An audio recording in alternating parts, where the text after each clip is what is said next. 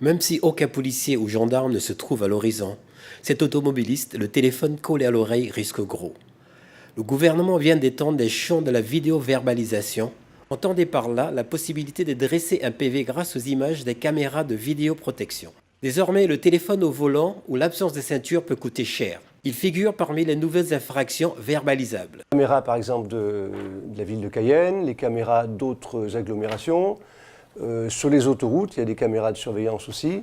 Donc, grâce à ces caméras, les forces de l'ordre, maintenant, peuvent relever 7 nouvelles infractions. C'est-à-dire que les infractions, quand on les commet, on peut très bien recevoir un PV sans avoir vu ni un gendarme ni un policier. C'est ici, dans les locaux de la police municipale, que les rues de Cayenne sont épiées.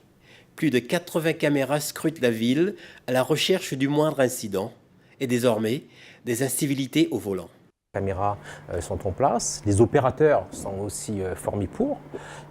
Alors déjà, la police municipale verbalise. Bon, maintenant, par le biais de la vidéo-verbalisation, bien sûr, parce que nous avons des policiers municipaux qui sont aussi opérateurs au niveau du centre de supervision urbain et qui vont aussi traquer les infractions et puis voilà, faire le travail et puis verbaliser s'il le faut. Dans quelques jours, la municipalité devra poser des panneaux pour informer la population du risque de vidéo-verbalisation. Au-delà de l'effet dissuasif, beaucoup d'automobilistes se posent la question des moyens de contestation. Donc la mairie verbalise, constate une infraction, une ligne blanche traversée, un stationnement. Le procès verbal est envoyé en moyen électronique, donc la personne reçoit directement le procès verbal. Ensuite, soit elle reconnaît que c'est elle qui a commis l'infraction et elle paye l'amende tout de suite au tarif minoré, soit elle conteste, et dans ce cas-là, elle a un formulaire de contestation qui arrive à l'officier du ministère public, c'est-à-dire un de mes services, qui gère tout le contentieux du tribunal de police ou du tribunal d'instance. Et à ce niveau-là, on va nous gérer le contentieux, gérer les contestations.